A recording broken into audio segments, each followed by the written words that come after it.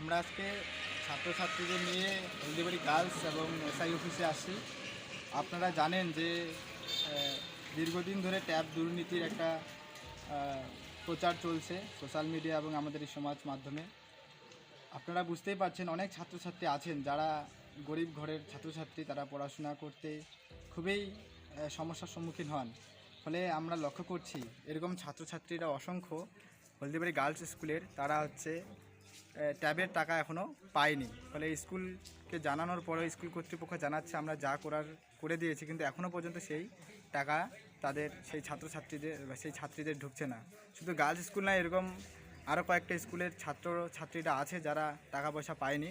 তাহলে আমরা এসআইকে জানাইলাম, এসআই আমাদের 10 থেকে 15 দিন সময় দিলেন, ভাবতে বলেন, যদি না ঢুকে তারপরে তিনি ব্যবস্থা নেবেন বলছেন। ফলে আমরা লক্ষ্য করছি, ফলে এরকম যারা ট্যাবের টাকা পাচ্ছেন তারা সকলেই উচ্চ মাধ্যমিক স্টুডেন্ট, ফলে উচ্চ মাধ্যমিক পরীক্ষার্থী।